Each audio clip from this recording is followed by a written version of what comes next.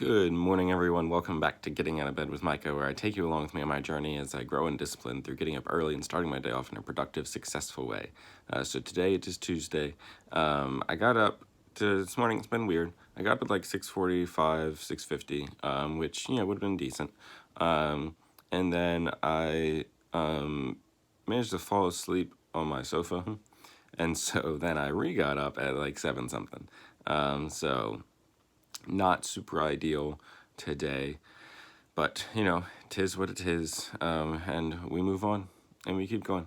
But anyway, so yeah, slightly more rushed today than I would prefer.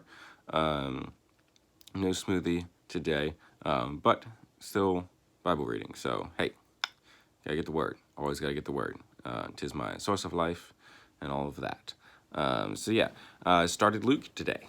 Today is my first day in Luke. We finished John yesterday. I also managed to actually post my weekly vlog on time yesterday, because I try to post on Mondays. And it's the first one I've posted in a while because I was gone. I wasn't vlogging while I was gone. And then before that, I was posting late.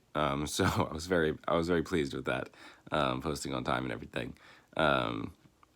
But yeah, so anyway, what really jumped out at me in my reading of the first chapter of Luke was we see here two situations where God kind of shows up and is talking to people. He shows up to Zechariah and is like, hey, yo, you're going to have a son. And then he shows up to Mary and he's like, hey, yo, you're going to have a son. And the thing that I find interesting here is that I find that their situations are kind of similar to ours in a way, where I feel like we often sit there and are like, oh, I want God to show up. I really want God to speak to me. I want God to say things. I want God to show me things. I want God to tell me, what I'm supposed to be doing, what I'm to show me where I'm supposed to be going. But what hinders us, I feel, is often the fact that when God does say things, it's going to be different than what we think it is. And God can only ever speak to us to the extent that we're listening. And we see here, God shows up to Zechariah and he's like, hey, this is what's going to happen. I'm going to give you a son, which makes no sense. But then you're also going to name him John, which makes completely no sense. And people are going to think you're weird for it. And then the same thing with Mary. Mary's in this crazy position where God's like, hey, you're going to have a kid, a son. It's going to be Jesus. And she's like, cool. One thing, though.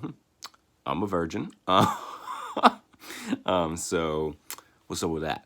And he's like, it's cool. I'm going to, make you pregnant. And then now she's got to deal with, that scandal. And so I find that what hinders us oftentimes when it comes to getting direction, having these experiences and these moments where, God's able to show us things and give us, direction like this, is that, we're not willing to hear outside of what we want it to be. We want direction, but we want direction within the context of how we want to live our lives. But most of the time, the direction that's coming is not necessarily going to be within the context of how we want to live our lives. It's going to be, weird, and it's going to be, something that we didn't necessarily intend. But the awesome thing with this is that it's not like God's just trying to screw our lives all up and like, ooh, what like crazy thing can I put on them that they have to deal with or whatever. It's that he knows our lives better than we do. He knows us better than we do. And I find that in my life, the majority of the more large-scale things that God has directed me in and told me to do in things, I've been like, do what, bro? Like, why? Like, for example, these videos. I was like, nah, dude, I think it's a horrible idea. I hate the idea of doing videos. But when I've stepped out into the things that he's directed me to do, even though they made no sense sometimes, even though they were weird, even though I didn't necessarily like them all the time, it becomes something that I thoroughly enjoy and something that I love and something that is, awesome and a great experience and all these things.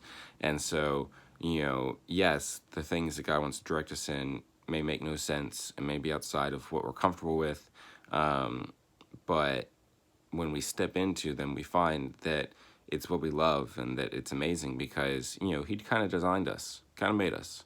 And so he kind of knows how to direct our lives in a way that's going to fit well with who we are and who he designed us to be.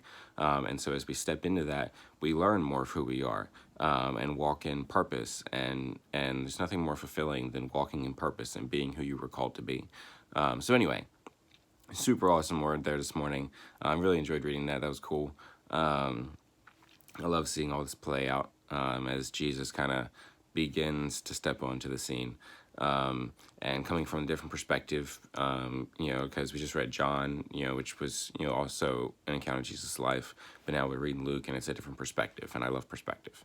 But anyway, so yeah, awesome word. I love that this morning. That'll be it for today's Getting Out of Bed with Micah. Thank you so much for watching. Be sure to let me know what you think in the comments. And always remember that you are important, that you are valuable, that you matter, that Jesus loves you, and so do I. And I'll see you next time. Toodaloo. Bye.